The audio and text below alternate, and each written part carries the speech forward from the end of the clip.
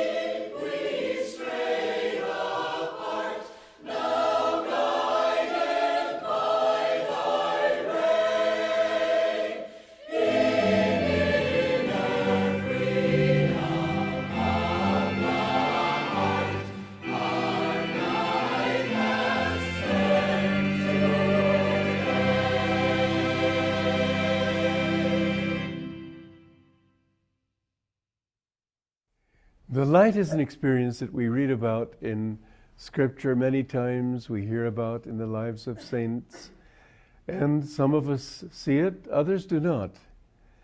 When you see it, you should understand that it has a direction. It isn't something to be enjoyed just passively. You should concentrate on it and concentrate in the center of whatever light you see. It is a beacon. It's a guide light. It should show you the way to go. The more you concentrate on the center of that light, which will be here, the more you will find yourself being drawn into it. That light will redeem you from the darkness of delusion. However, darkness is not just a metaphor. It's an actual reality. If you don't see light, don't feel badly about it. You know, people can even be highly advanced and not see the light. Seeing the light is not the criterion in itself of spiritual development. Dr. Lewis told about a woman who came to their center in Massachusetts in the early years. And this woman, the very first meeting, she saw the spirit of the thousand-petaled lotus. She saw through the walls of the room. She was bathed in this light and saw that light is the reality of everything physical. She never came back. It was too easy. It isn't, it isn't your experiences that determine how advanced you are. It's your determination. It's the focus of your energy and that continuous striving from within that directs you to it. So don't feel that, well, somebody's got these visions, oh, he must be great. Or somebody doesn't, he must be nowhere.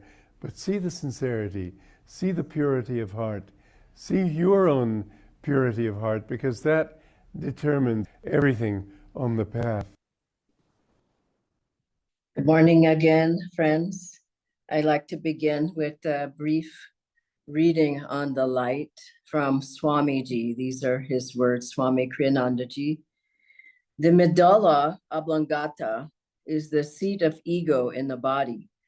It is the negative pole of self-consciousness. The positive pole is located at the point between the eyebrows. Here is the center of the higher expression of self-consciousness. At this point is beheld also the spiritual eye, which is a reflection of the energy that enters the body constantly from the surrounding universe through the medulla. The spiritual eye is not imaginary. It is something one actually sees in meditation, when the thoughts are stilled and when the intellect functions on its own higher intuitive level. Many that I've met have told me they'd seen the spiritual eye in meditation. Some of them long before they had any idea what it was. Some saw it even before they knew about the spiritual path. When the spiritual eye is beheld clearly, it is a golden ring of light surrounding a field of deep blue. In the center of this blue field is a white star with 5 points. When the spiritual eye is beheld imperfectly, it is seen as a dim violet light with a faint circle around it and an even fainter dot in the center. Whether or not you behold the spiritual eye, by meditating at that point, your consciousness will gradually rise until at last it passes the portals of human awareness and enters the state of ecstasy, super consciousness.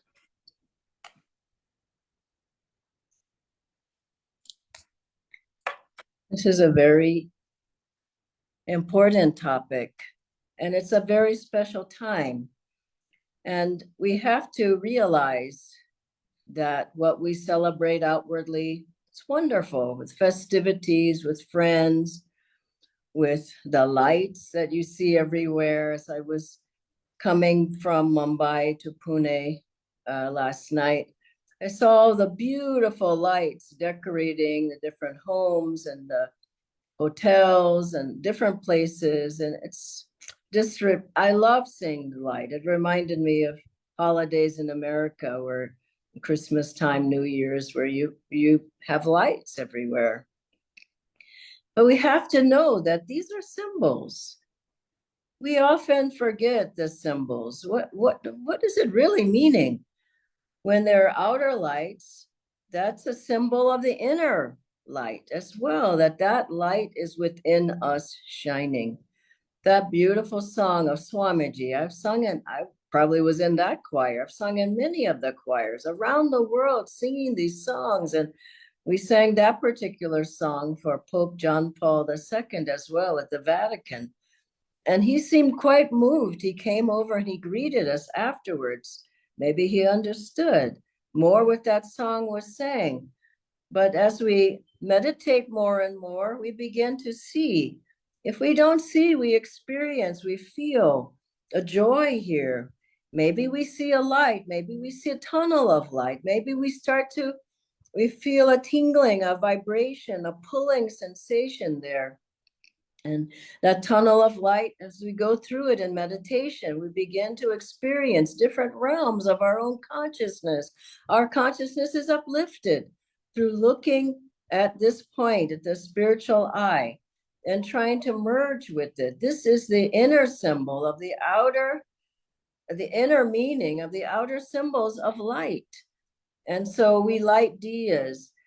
We put them on our altar. We have lights on our house or whatever, but we have to know that that light is within us shining. It was shining in our masters. It's shining in every great master.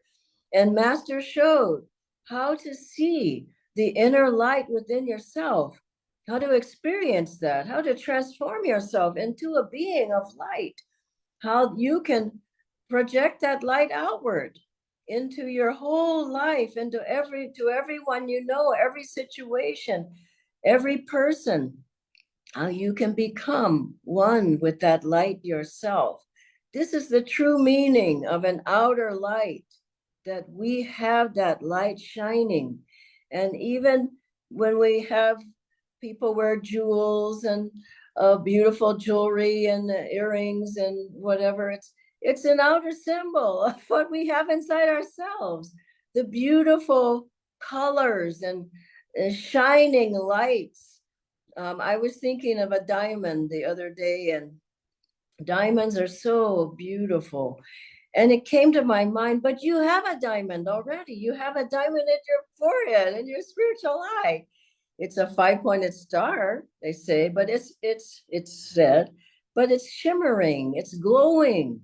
It's inside of ourselves. And in the chakras, the lights are shining. Once at Christmas time, one of the renunciates said to Master, "I'm so sorry I can't be with you." And they were lighting the Christmas tree with Master, and all the beautiful lights were there. And Master said, "I'll give you a Christmas tree. I'll show you the lights." And her whole spine was lit up. We have to know that everything that's outwardly done, all the ceremonial things, are really representative of an inner light, of inner purification, of inner cleansing. And as we go about these holidays, we have to remember that. Jesus said, "If thine eye be single, thy whole body shall be filled with light." And when Master would look out at his disciples, sometimes he would say, "I see everything as light. I see you all as light. You don't know how beautiful you are." That light is within each one of us. And our whole path is to bring out light, bring out peace, bring out joy, bring out wisdom, bring out the inner sound that's vibrating within each one of us.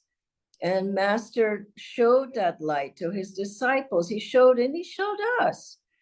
Why do we look here when we meditate? We don't look down, we look up. We look at an angle upward. Our focus, rather, is here. We don't focus on our feet and toes. We focus upward on the spiritual eye, on the point between the eyebrows, the chakra here. In every technique, in Hong Sa technique that we practice, in the Om technique that we practice, in the Kriya Yoga practice, we're gazing up into the light. Why? Because we want to ultimately go through that tunnel of light. And as we meditate more and more, our consciousness is uplifted more and more and more.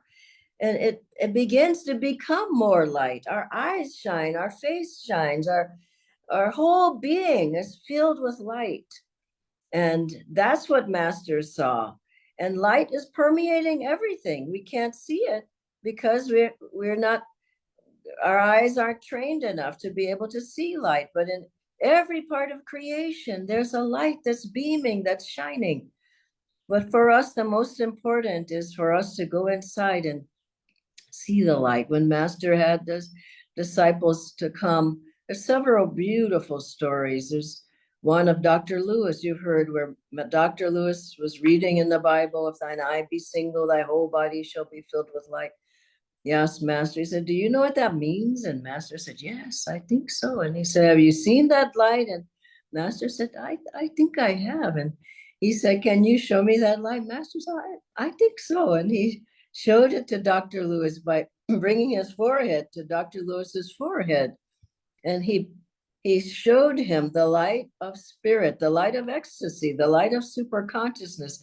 And Doctor said, once he showed that to me, it never left. Now, what does that mean? As we meditate, we should try to hold our consciousness there, not just when we meditate to see light, but It doesn't mean to go around with your eyes turned up, but have your consciousness, then an upward, have it focused upward. And then you see the world differently. You see people, situations, circumstances, because seeing that light, or even if you don't see it, feeling, being focused here, your consciousness is uplifted. There's another beautiful story of Master with his sisters who wanted to see when he came back to India in 35. They said, show us some sign of God. And Master said, I'm not going to do that. And they kept pestering him. So finally says, okay. And this is in Hare Krishna Ghosh's book on his time with Master. So he says, Master says, Hare Krishna, shut the door. Yes, everybody else to leave, but Hare Krishna's mother and aunt. And Master said, and Hare Krishna, you shut the door and turn off the light. And he says, would you come sit next to me? So it was Master and Hare Krishna and Master's sisters. And Master, Hare Krishna says, Master said some mantras. And then suddenly his mother's face was filled with light. Now, let's face it, as we meditate, we are more light. There is more light. This is what we call an aura, an energy around us, a vibration that's shining. We become purified, we become uplifted, we become cleansed. And some people are dark. And I don't mean the skin color, I mean the energy field. It's dark, it's heavy, it's low, it's a low vibration. As the yogi, one who meditates and practices these techniques that I've mentioned, some of them, including chanting and seva and the various techniques, you start to radiate more and more light. And so Hare Krishna saw on his mother's face, just from Master's blessing, he said her face was just aglow. And then Master, after a while, said, okay, Hare Krishna, turn on the light and open the door. And Hare Krishna looked at his mother and he said, Mother, what did you see? What happened? And she said, son, I can't tell you. It was so beautiful. And finally, after some time, Master said, Hare Krishna, I've shown your mother and your aunt the light of God, Bhagavan Jyoti. It's so beautiful. This is what our path is about, and it's wonderful to have festivities. I participate in them myself, but let's not lose the meaning behind them. And every time we get a blessing, you're enhancing the light. You come for Kriya blessing, for example, or you may come for a satsang blessing, or you may come for a discipleship blessing, or any blessing, anytime the chari is touching your spiritual life here, it's not just a touch, it's a touch from God and gurus of their light. And it's enhancing your own light.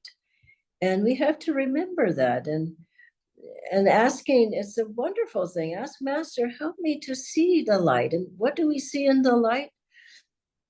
Well, we see God. God is an aspect. The light is an aspect of God. And as we look more and more, we may see the gurus. This is what happened with Rajasi, Janakananda. He went through a dark night. Everyone goes through difficult times. And as you keep hanging on to the light, meaning hang on to your meditation, keep gazing at the spiritual light, knowing that God is there. This is the connecting link between you and Divine Mother, you and Guruji, you and Babaji, you and all the gurus. And so Rajasi had this days and days when he didn't see any light, after he had always seen light. But he just kept hanging on. He kept looking no matter what. And he knew that God was there. You have to know. And then after some time, he saw the face of Swami Sri Teswarji. And Swami Sri Teswarji came out of the light and said, first it was a speck of light, and that light grew and grew and grew. And then Swami Sri Teswarji said, all is well now. And then one by one, the masters came and they blessed him. And then he went into that light himself. So Why do we gaze there? To ultimately go into the light, see the Master, see Divine Mother, and ultimately merge with them. And what is the purpose of any holiday, really? Everyone is to feel the presence of God, uplift your consciousness in that presence, and go into that presence. And as we go into this wonderful time of Diwali, let's remember the deeper meaning of Rama's return, and that those lights that we set out are really, I'm looking for you inside myself, isn't it? And Master said that the three wise men who sought out the newborn baby Jesus, that it is said that they saw a light, they saw a star up in the sky. And Master said that star wasn't in the sky. That star was here, the spiritual eye, and it guided them to the birth of Christ. Let that inner light guide you inside to have an inner experience of light, inner experience of God, inner experience of any festivity, any holiday. I urge you, meditate at this special time, pray, uplift yourself, then go into the festivities with that uplifted consciousness.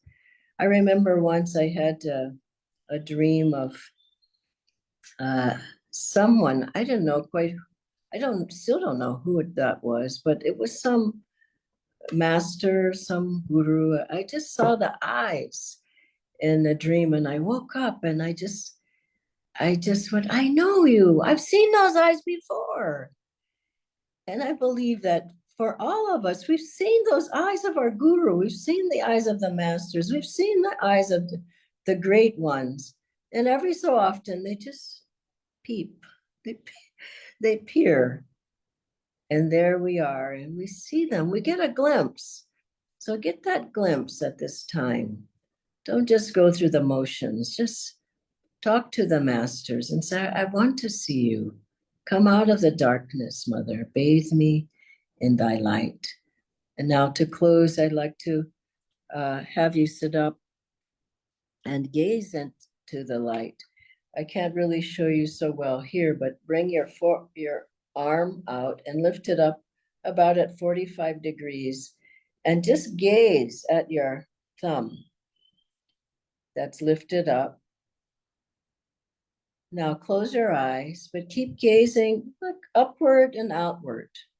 It's not a tense feeling, it's not cross-eyed, it feels very natural, upward and out. That's the seat of super consciousness, the third eye, the spiritual eye, the seat of joy, of intuition. Gaze there and repeat this affirmation with me. I am submerged in eternal light. It permeates every particle of my being. I am living in that light. The divine presence fills me within and without. More quietly, I am submerged in eternal light. It permeates every particle of my being. I am living in that light. The divine presence fills me within and without. Om Shanti, Shanti. I'll ask Nitendra to join me now on the screen. Thank you so much, Dhyanaji. We have a few questions. The first one, Dhyanaji, is how can I draw the inner light more consistently? So currently I see it on some days and then not see it on other days. I would say be more quiet. Have time for silence. what am I saying? Withdraw from the outer senses. That's what Master said. Many people don't hear anything in Om and don't see anything because they're so outward. So have more time when you are alone. Have time when you are in silence. Have time when you are more inward, when you can meditate more. Like that woman Swamiji talked about, she saw everything and she never came back. Our path it's usually more gradual, like a little bit of an opening, you see a little light. Typically, people see a dark blue field. Then that becomes more radiant. You might see the gold a little bit around the edges, like what we had, the poster, the flyer. The star is typically maybe the hardest part to see, but you see something in there. But most everybody sees something. But their mind starts racing and then they don't focus. So try to focus more.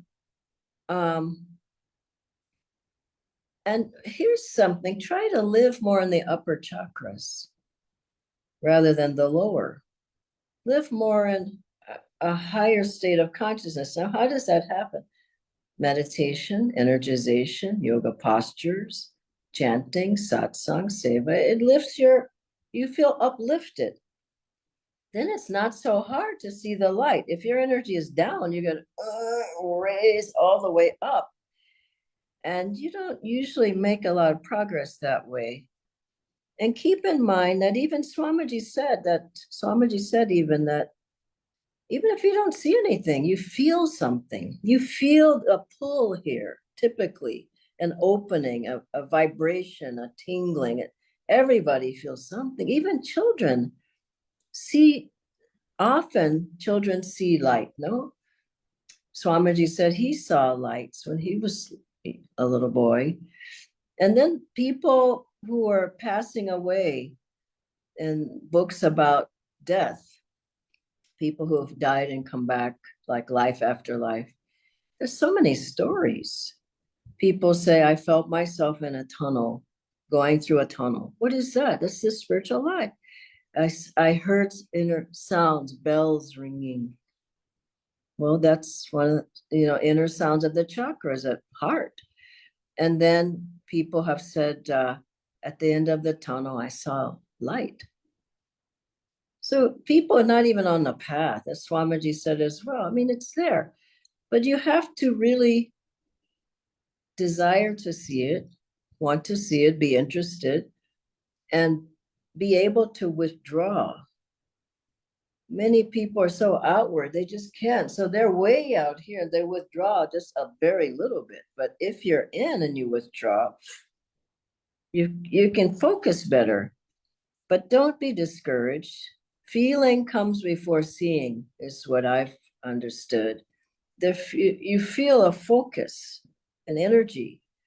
Go with that and keep practicing. Practice the techniques I've mentioned, and little by little, you'll see more and more light. Thank you, Dhyanaji. The next one, Dhyanaji, is, as you said, I mean, there's so much festivity outside. So how should I balance the outward celebration of light with inward experience of it, and which one is more important? I would say during the festivities or before, maybe after, but then it gets too wild with all the crackers going off. But before, why not meditate first with your family? Pray. Just having somebody come and, do puja or whatever. I mean, there has to be a feeling behind it, devotional. There just can't be, it can't be go by rote, just lighting a fire and passing things around. And I don't get a lot out of that. Master always talked about the deeper meaning and how to celebrate. And so I would say meditate before. Meditate on Lord Rama. Meditate on the light. Pray with your family. And don't just do it because we've done it our whole life. We always will do it, and and I'll get some boon from doing it. It's just not right. I know this is hard on people, but this is why our gurus came, to show the essence behind everything. And so if we don't do it, who's going to do it? And so just bring your children together and pray together. And when you light a diya, go to your altar and offer it. Really, it's a self-offering. What is light about? Offering myself into that light. All worries, problems, fears, and every attachment, all the things I have. And who does that? Not many people. But as you think about it and do that, this is why our teachings are there. You'll find that, wow, I feel so much deeper. I feel I really got a blessing. What is it about? A blessing. You feel that in your consciousness, then God has come to you. That's the most important thing. Then? Yes, Dhyanaji, was one last question. So when we see the light in meditation, is that an experience that we should observe and enjoy? Or does it also do something to our lives? Well, I'm looking at you, Nitendra, and your face is filled with light. You've been practicing for a while now. And so it changes your whole vibration, not just the way you look, but your vibration. What is your vibration? Is it openness, receptivity? Is it vibration of God and gurus? Is it a vibration of peace? Is it harmony? Is it joy? You see, rather than heavy, and I don't like this, and anger and fear. All I gotta do is look outside. People aren't happy. They could be billionaires. Are they happy? It's a question. Are they joyful? Are they uplifted? Are they filled with light? And, I just, we have to realize what we have in our hands. Wow. I'm so grateful, because it turns your whole life around. And as you practice, you realize this really works. Look at some of your old pictures. Think about some of your old attitudes, your attachments. You had to have this, you had to have that, seeing the light helps you to let go and realize this isn't our world. We're passing through for some years, learn lessons, help other people, and to get back into the light. And that's why Ananda's here. We're not here to just have fun, Fun means joy for us, but we're here, we're sincerely trying to merge back into that light, become one with the light. So I wish you all a happy Diwali, and thank you, Nitendra, for being there. God bless you all. Bye-bye.